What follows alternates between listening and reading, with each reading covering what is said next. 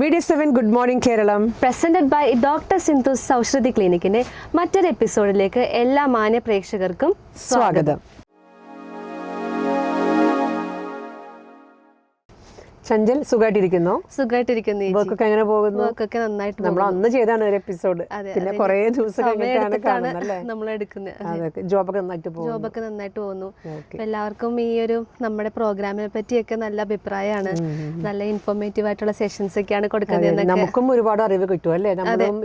ഒത്തിരി അറിവ് കിട്ടും. ചില ഇൻഫർമേഷൻ ഒക്കെ നമുക്ക് അറിയില്ല, അല്ലെങ്കിൽ നമ്മൾ മറന്നു പോയതൊക്കെ ഉണ്ട്. അപ്പൊ ഇപ്പോഴും അതൊരു പഴയ ഓർമ്മകൾ നമ്മളൊക്കെ അല്ലെ പൊടിതട്ടി എടുക്കുന്ന പോലത്തെ ഒരു ഫീലാണ് നമുക്ക് തോന്നുന്നത്. ഓക്കെ, പിന്നെ കുറെ പുതിയ പുതിയ കാര്യങ്ങളും നമ്മൾ കാണുന്നുണ്ട് ഈ ഒരു ഇതിൽ കൂടെ. അതൊക്കെ ഒരു അറിവാണ്. അപ്പോൾ നമുക്ക് നല്ലൊരു ദിവസം അല്ലെ ഇന്നത്തെ, നല്ലൊരു ദിവസം. മഴയും എന്താ പറയുക, മഴയും വെയിലും രണ്ടും മാറി മാറി വരുന്നുണ്ട്. അപ്പോൾ നല്ലൊരു ദിവസം എല്ലാവർക്കും ആദ്യമേ തന്നെ ഞങ്ങൾ ആശംസിക്കുകയാണ്. അപ്പോൾ നമുക്ക് ഇന്ന് നമ്മുടെ ഫസ്റ്റത്തെ ഗുഡ് മോർണിംഗ് കേരളം ഈ എപ്പിസോഡ് നമുക്ക് എവിടെ നിന്ന് തുടങ്ങണം? നമുക്ക് കോട്ടയം മലരിക്കൽ എന്ന് പറഞ്ഞ സ്ഥലത്ത് നിന്ന്. അതെ, എല്ലാവർക്കും ചിലപ്പോൾ അറിഞ്ഞു കാണുമായിരിക്കും അല്ലേ മലരിക്കലിന്റെ ഒരു പ്രത്യേകത? അതെ, ഇപ്പോഴത്തെ എന്താ പറയുക, വളരെ ടൂറിസ്റ്റ് ഒക്കെ അട്രാക്റ്റ് ആവുന്ന ഒരു സ്ഥലമാണ് മലരിക്കൽ. അതായത് അവിടുത്തെ സ്പെഷ്യാലിറ്റി എന്ന് പറയുന്നത് വാട്ടർ ലില്ലീസ് ആണ്. അതെ, ആമ്പൽപ്പൂ. അതെ, മലരിക്കൽ, കോട്ടയം മലരിക്കൽ എന്ന സ്ഥലത്ത് ഒരു ആമ്പൽ കൃഷി എന്ന് പറയാൻ പറ്റില്ല അല്ലേ. അത് അവിടെ ഇപ്പോൾ ആ ഒരു സമയം, ഒരു സീസണാണ് ഇപ്പോൾ അവിടെ. അതിലൊരു ജൂലൈ ടു ഒക്ടോബർ വരെ ആ സീസണിൽ ആമ്പലുകളുടെ മനോഹരമായിട്ടുള്ള പിക്ചേഴ്സും ഒക്കെയാണ് നമുക്ക് കണ്ണെത്താ ദൂരത്ത് അത്രയും പൂക്കൾ നിറഞ്ഞു നിൽക്കുകയാണ്. അപ്പോൾ എല്ലാവർക്കും കാണാനായിട്ട് വളരെ പ്ലസന്റ് ആയിട്ടുള്ളൊരു വ്യൂ ആണ് അവിടെ. അതെ അതെ, അത് അവർ പറഞ്ഞ ചില ഏർലി മോർണിംഗിൽ അവിടെ വിസിറ്റ് ചെയ്യണം എന്നാണ് പറയുന്നത്. അതായത് 6:30 to 9:30 ആ ഒരു ടൈമിൽ ചില വെയിലുദിക്കുന്നതിന് വെയിലുണ്ട്, എന്നാലും അത്രയ്ക്കും ഹെവി ആയിട്ടുള്ള ഒരു ചൂടും കാര്യങ്ങളൊന്നും ആയിട്ടില്ല. എസ്പെഷ്യലി 6:37 ആ ഒരു സമയത്തൊക്കെ ഏറ്റവും ഫ്രഷ് ആയിട്ട് നിൽക്കുന്ന പറഞ്ഞാൽ ഈ വാട്ടർ ലില്ലീസൊക്കെ, ആമ്പൽ പൂക്കൾ.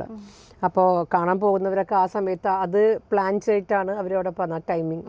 കാരണം കുറച്ച് വെയിലായി വരുമ്പോൾ ഇതിൻ്റെ ഇതളുകളൊക്കെ വാടി ഇങ്ങനെ നിൽക്കും. അപ്പം നമുക്ക് നമ്മുടെ ഇന്നത്തെ ഒരു ബ്യൂട്ടിഫുൾ നേച്ചറിൻ്റെ അല്ല ഒരു സീനിക് ബ്യൂട്ടിയിൽ നിന്ന് നമുക്ക് യാത്ര ആരംഭിക്കാം. കേരളത്തിന്റെ കോട്ടയത്തിന്റെ ഹൃദയഭാഗത്ത് സ്ഥിതി ചെയ്യുന്ന മലരിക്കൽ എന്ന വിചിത്ര ഗ്രാമം എല്ലാ വർഷവും ഒരു മനോഹരമായ കാഴ്ചയായി മാറുന്നു. കോട്ടയത്തിനും കുമരകത്തിനും ഇടയിലാണ് മലരിക്കൽ സ്ഥിതി ചെയ്യുന്നത്. മലരിക്കൽ വാട്ടർ ലില്ലി ലൊക്കേഷനിൽ എത്താൻ ആദ്യം കോട്ടയത്ത് നിന്ന് ഇല്ലിക്കൽ ജംഗ്ഷനിൽ എത്തണം. ജംഗ്ഷനിൽ എത്തിക്കഴിഞ്ഞാൽ തിരുവാർപ്പ് റോഡിലേക്ക് ഇടത്തേക്ക് തിരിയുക. ഇവിടെ നിന്ന് കാഞ്ഞിരം പാലത്തിന് ശേഷമുള്ള കാഞ്ഞിരം ബോട്ട് ജെട്ടി റോഡ് വഴി മലരിക്കലിൽ എത്താം. ഓഗസ്റ്റ് മുതൽ ഒക്ടോബർ വരെയുള്ള മാസങ്ങളിലാണ് മലരിക്കൽ സന്ദർശിക്കാൻ ഏറ്റവും അനുയോജ്യമായ സമയം. ഈ സമയത്താണ് ലില്ലികളുടെ തടാകം പൂത്തുലയുന്നത്. മലരിക്കൽ സന്ദർശിക്കാൻ ഏറ്റവും അനുയോജ്യമായ സമയം രാവിലെ 6:30-നും 9:30-നും ഇടയിലാണ്. പൂക്കൾ ഏറ്റവും തിളക്കമുള്ളത് രാവിലെ ഈ സമയത്താണ്. പൂക്കൾ പൂർണ്ണമായും വിരിഞ്ഞ് സൗമ്യമായ സൂര്യപ്രകാശത്തിൽ കുളിക്കുന്ന സമയമാണ് ഇത്. പകൽ കഴിയുന്തോറും ഇതളുകൾ അടയുന്നു. മലരിക്കലിലെ വാട്ടർ ലില്ലി പൂക്കളുടെ സീസൺ സാധാരണയായി ജൂലൈയിൽ ആരംഭിച്ച് ഒക്ടോബർ വരെ തുടരും. മലരിക്കലിന്റെ വാട്ടർ ലില്ലി പൂക്കൾ 600 ഏക്കറിലധികം വ്യാപിച്ചു കിടക്കുന്നു. പിങ്ക്, വെള്ള, കടും ചുവപ്പ് നിറങ്ങളിലുള്ള ഭൂപ്രകൃതി വരയ്ക്കുന്നു. ഈ പൂക്കൾ സീസൺ അല്ലാത്ത സമയത്ത് വെള്ളം നിറഞ്ഞ നെൽപ്പാടങ്ങളിൽ തളർക്കുന്നതിനാൽ കർഷകർ അവയെ കളകളായി കണക്കാക്കുന്നു. എന്നിരുന്നാലും അവയുടെ ഊർജ്ജസ്വലമായ സൗന്ദര്യം മലരിക്കലിനെ തീർച്ചയായും ഒരു സന്ദർശിക്കേണ്ട സ്ഥലമാക്കി മാറ്റി. പ്രത്യേകിച്ചും ഈ പുഷ്പ പ്രതിഭാസത്തിന്റെ 45 ദിവസത്തെ ആഘോഷമായ ആമ്പൽ വസന്തം ഉത്സവ സമയത്ത് കണ്ണെത്താ ദൂരത്തോളം പരന്നു കിടക്കുന്ന പിങ്ക് നിറത്തിലുള്ള ഒരു കടൽ വാട്ടർ ലില്ലികൾ സൃഷ്ടിക്കുന്നു. അത് ശാന്തവും ഏതാണ്ട് അവിശ്വസനീയവുമായ ഒരു അനുഭവം പ്രദാനം ചെയ്യുന്നു. നല്ല ഭംഗിയുണ്ട് അല്ലേ? ആ കളർ കോമ്പിനേഷൻ തന്നെ നമുക്ക് കണ്ണെടുക്കാൻ വേണ്ടി തോന്നില്ല, അതുപോലെ കണ്ടു നിൽക്കാൻ വേണ്ടി. ശരിക്കും നടുക്ക് ആ വഞ്ചിയൊക്കെ ഇരുന്ന് അതിന് ചുറ്റും പൂക്കള്, എന്നിട്ട് പിന്നെ ആ ഒരു സീൻ ഭയങ്കര ഒരു ലവ്ലി, വെരി ബ്യൂട്ടിഫുൾ. ഫോട്ടോ ഒക്കെ ആണെങ്കിലും നല്ല രസമായിരിക്കും കാണാൻ വേണ്ടിട്ട് തന്നെ. ഇപ്പൊ നമ്മൾ ആ പൂക്കളുടെ ഇടയിലൊക്കെ ഇരുന്ന് നമുക്ക് തന്നെ ഒരു വണ്ടർലാൻഡ് നമുക്കൊന്ന് പ്ലാൻ ചെയ്യണം പോകാനായിട്ട്. ഒരു ദിവസം നമുക്ക് ഒക്ടോബറിന് മുമ്പ് പോകണം. ഒക്ടോബർ വരെ ഉള്ളൂ. അപ്പൊ ഇനി പക്ഷെ അതിന്റെ എന്താ ക്ലൈമറ്റ് നോക്കണം, നമ്മുടെ ക്ലൈമറ്റ് നോക്കണം. പക്ഷെ ഇപ്പൊ ഒത്തിരി മഴയുണ്ട്, ചില സ്ഥലങ്ങളിലൊക്കെ വെള്ളം കയറിയിട്ടുണ്ട്, ഡാമൊക്കെ തുറന്ന് എന്നൊക്കെ പറയുന്നു അല്ലേ. അപ്പോൾ ഈ ഭംഗി നഷ്ടപ്പെടുമോ എന്ന് നമുക്കറിയില്ല. നിലനിൽക്കട്ടെ. അപ്പോൾ അത് അത്രയും ഒരു ബ്യൂട്ടിഫുൾ, ഒരു സിനിക് ബ്യൂട്ടിയാണ്, നാച്ചുറൽ ബ്യൂട്ടിയാണ്. അപ്പോൾ നല്ലൊരു കാഴ്ചയാണ്, വിസിറ്റ് ചെയ്യാം. അതെ. അപ്പോൾ ഓക്കെ ചഞ്ചൽ, ജിമ്മിലൊക്കെ പോകാറുണ്ടോ? ജിമ്മിൽ പോകണം എന്ന് ആഗ്രഹമുണ്ട്. അപ്പോൾ ഒരു ദിവസം പോകണമെന്ന് വിചാരിച്ചു. ഞാനും അതെ, ഭയങ്കര ആഗ്രഹങ്ങളാണ്. നമ്മൾ ഈ ന്യൂ ഇയറിന് പറയുന്ന പോലെ ഈ ആ ഒരു വർഷം സ്റ്റാർട്ട് ചെയ്യണം എന്നൊക്കെ പറഞ്ഞാൽ ഭയങ്കര പ്ലാനിങ് ആണ്. പക്ഷേ ഇതുവരെ പോയിട്ടില്ല. നമുക്ക് ടൈം ഒരു ഫാക്ടറാണ് അല്ലേ. ടൈം നമ്മൾ അതിന് വേണ്ടി മാത്രം ഡെഡിക്കേറ്റ് ചെയ്തിട്ട് വേണം നമുക്ക് അതിന് പോകാൻ. നമ്മൾ പോകുന്നുണ്ടെങ്കിൽ അത് സിസ്റ്റമാറ്റിക് ആയിട്ട് പോകണം. പിന്നെ ഫുഡും കാര്യങ്ങളൊക്കെ കൺട്രോൾ അതുപോലെ നല്ല വെൽ പ്ലാനിങ്ങിലൊക്കെ വേണം പോകാനായിട്ട്. പക്ഷെ ഒരുപാട് പേര് യൂസ് ചെയ്യുന്നുണ്ട്. ഇപ്പോ ബോഡി ബിൽഡിംഗ് അല്ലെങ്കിൽ കോമ്പറ്റീഷൻ ഒത്തിരി കോമ്പറ്റീഷൻസ് വരുന്നുണ്ട്. നമുക്ക് തന്നെ കുറച്ച് ആൾക്കാരൊക്കെ അറിയാം ഇതുവരെ ബോഡി ബിൽഡിംഗ്. അപ്പൊ അവര് പോകുന്നതെന്ന് വെച്ച് കഴിഞ്ഞാൽ സ്ട്രിക്റ്റ് ആയിട്ടുള്ളൊരു സ്കെഡ്യൂൾ ആയിരിക്കും അവർക്ക് ഉണ്ടാവുക. അവരുടെ ഫുഡ്, അവരുടെ ന്യൂട്രീഷൻസ്, പ്രോട്ടീൻ ഒക്കെ എടുക്കുന്നതും അങ്ങനെയുള്ള കാര്യങ്ങളൊക്കെ കുറെ ഫോക്കസ് ചെയ്ത് കഴിഞ്ഞാൽ അവർക്ക് ഇങ്ങനത്തെ കോമ്പറ്റീഷൻസിനൊക്കെ പങ്കെടുക്കാൻ വേണ്ടിയിട്ട് പറ്റുള്ളൂ. കൺട്രോൾഡ് വെയിറ്റ് അങ്ങനെയുള്ള നമ്മൾ കേട്ടിട്ടുണ്ട് ഈ സപ്ലിമെന്റ്സ് ഒക്കെ എടുക്കുന്നതോടൊപ്പം ഇഞ്ചക്ഷൻസും അവർ മസിൽസിന് ഓരോ ബോഡി പാർട്സിനൊക്കെ അവർ ഇഞ്ചെക്ട് ചെയ്ത് അതിന് മാത്രം ഒരു ഫോക്കസ് കൊടുത്ത് ഒരു എൻലാർജ്മെന്റ് കൊടുത്ത് അതുപോലെയുള്ള ഒരു ഇഞ്ചക്ഷൻ്റെ ഒരു ഇതാണ് നമ്മൾ ഇൻഫർമേഷൻ നമ്മൾ അറിയാൻ പോകുന്നത്. സിന്തോൾ എന്ന് പറഞ്ഞിട്ടുള്ള ഒരു സംഭവം. അപ്പോൾ അതിൽ അവർ പറയുന്നുണ്ട് ഏതെങ്കിലും ഒരു ബോഡി പാർട്ടിൽ നമുക്ക് എവിടെയെങ്കിലും സ്പെഷ്യലായിട്ടൊരു ബൾജിങ് കൊടുക്കണമെന്നുണ്ടെങ്കിൽ ആ ഭാഗത്ത് മാത്രം ഇഞ്ചക്ഷൻ കൊടുക്കുക എന്നുള്ളത്. അതെ അതെ. നമുക്ക് അതിൻ്റെ കൂടുതൽ അറിവിലേക്ക് ഒന്ന് പോയിട്ട് വരാം.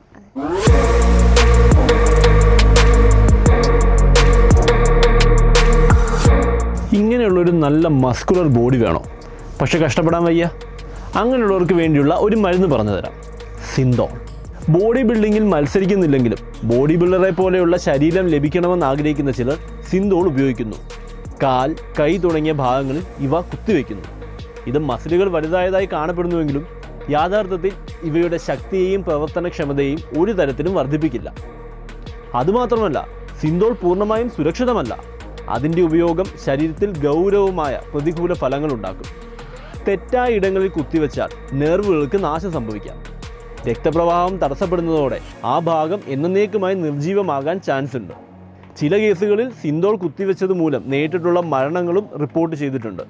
ഇന്ത്യയിൽ സിന്തോൾ ഔദ്യോഗികമായി മെഡിക്കൽ ഉപയോഗത്തിനല്ലാതെ ഒന്നിനും അനുവദിച്ചിട്ടില്ല. എന്നാൽ അനധികൃതമായി വാങ്ങുകയും ഉപയോഗിക്കുകയും ചെയ്യുന്നവരുണ്ട്. സമൂഹ മാധ്യമങ്ങളിലൂടെയുള്ള ബോഡി ഗ്ലാമറൈസേഷൻ ഈ പ്രവണതയെ ഉയർത്തുന്നു. അതുകൊണ്ട് തന്നെ ഒരു കാരണവശാലും ഇത്തരം പ്രോഡക്ട്സ് യൂസ് ചെയ്യാതെ ഇരിക്കുക. നല്ലൊരു ശരീരത്തിന് കുറുക്ക് വഴികൾ ഒന്നും തന്നെ ഇല്ല എന്നത് ആദ്യം മനസ്സിലാക്കുക. നല്ല ആഹാരം കഴിക്കുക, വ്യായാമം ചെയ്യുക, നന്നായി ഉറങ്ങുക എന്നതൊക്കെ തന്നെയാണ് നല്ലൊരു ആരോഗ്യമുള്ള ശരീരത്തിൻ്റെയും മനസ്സിൻ്റെയും രഹസ്യം. ഇതൊരു എന്താ പറയാ, ആർക്കും മേ ബി അറിയണ്ടാവില്ല ഇങ്ങനെ ഒരു കാര്യം.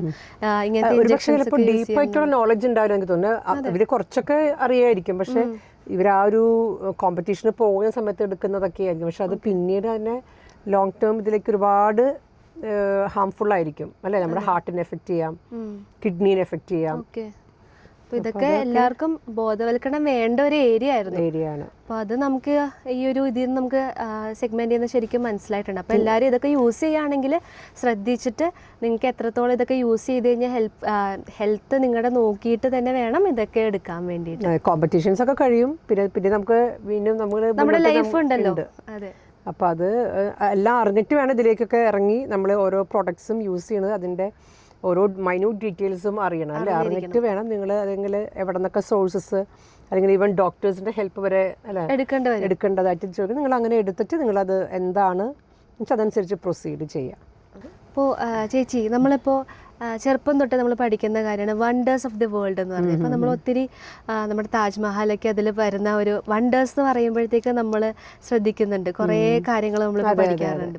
അപ്പോൾ അതിൽ തന്നെയും ഇപ്പോൾ ഈജിപ്തിലെ പിരമിഡ്സ് എന്ന് പറയുന്നത് നമുക്ക് ഒരിക്കലും ഒഴിവാക്കാൻ പറ്റാത്ത ഒരു ടോപ്പിക്കുമാണ്. അതെ, വണ്ടേഴ്സ് ഓഫ് ദി വേൾഡ് നമുക്ക് ഫസ്റ്റ് നമുക്ക് വരുന്നത് ഈജിപ്ഷ്യൻ പിരമിഡ്സും അല്ലെ. കുറേ സംഭവങ്ങൾ നമ്മുടെ മൈൻഡിൽ വരുന്നുണ്ട്. പിന്നെ കുറേ അതിനെ ബേസ് ചെയ്ത് കുറേ ഹോളിവുഡ് ഫിലിംസ് ഒക്കെ ഉണ്ടായിരുന്നു. അതെ, ഫിലിംസിലൊക്കെ നമുക്ക് കാണാൻ പറ്റുന്നുണ്ട്. എപ്പോഴും നമ്മൾ കാണാൻ ആഗ്രഹിക്കുന്ന ഒരു വണ്ടേഴ്സിലൊരു കാര്യമാണ് ഈ ഒരു ഈജിപ്ഷ്യൻ പിരമിഡ് എന്ന് പറയുന്നത്. അപ്പോൾ ഇതിനെ ചുറ്റിപ്പറ്റി ഇപ്പോൾ കുറേ കാര്യങ്ങൾ ഇപ്പോൾ സാറ്റലൈറ്റ് ഒക്കെ ഉപയോഗിച്ചിട്ട് കുറേ കാര്യങ്ങൾ നമ്മൾ കണ്ടുപിടിക്കുന്നുണ്ട്. അപ്പോൾ അങ്ങനെയുള്ളൊരു ഇതാണ് നമുക്കിപ്പോൾ കാണാൻ വേണ്ടിയിട്ടുള്ളത്. ഓക്കെ.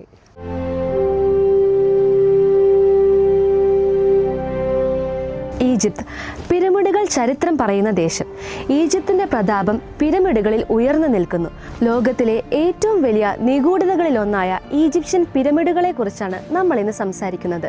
ആയിരക്കണക്കിന് വർഷങ്ങളായി നിലനിൽക്കുന്ന ഈ മഹാത്ഭുതങ്ങളെക്കുറിച്ച് പുതിയ ചില വിവരങ്ങൾ ഇപ്പോൾ പുറത്തു വരുന്നുണ്ട്.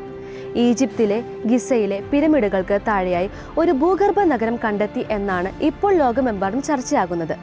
ആധുനിക റഡാർ സാങ്കേതിക വിദ്യകൾ ഉപയോഗിച്ചുള്ള സ്കാനിങ്ങിലൂടെയാണ് ഈ കണ്ടെത്തൽ. അവിശ്വസനീയമെന്ന് തോന്നാമെങ്കിലും ചില റിപ്പോർട്ടുകൾ പറയുന്നത് ഇത് 38,000 വർഷം പഴക്കമുള്ള ഒരു നഗരമാകാമെന്നാണ്. ഇത് പിരമിഡുകൾക്ക് മുൻപുണ്ടായിരുന്ന ഒരു അജ്ഞാത നാഗരികതയുടെ ശേഷിപ്പുകളാകാമെന്നും കരുതപ്പെടുന്നു. സങ്കല്പിക്കാൻ കഴിയുമോ നമ്മുടെ ഇന്നത്തെ അറിവുകൾക്കപ്പുറം അത്രയും പുരാതനമായ ഒരു നാഗരികതയെക്കുറിച്ച്? ഇത് സ്ഥിരീകരിക്കപ്പെട്ടാൽ ഈജിപ്തിൻ്റെ മാത്രമല്ല മനുഷ്യരാശിയുടെ തന്നെ ചരിത്രം തിരുത്തി കുറിക്കുന്ന ഒരു കണ്ടെത്തലായിരിക്കും.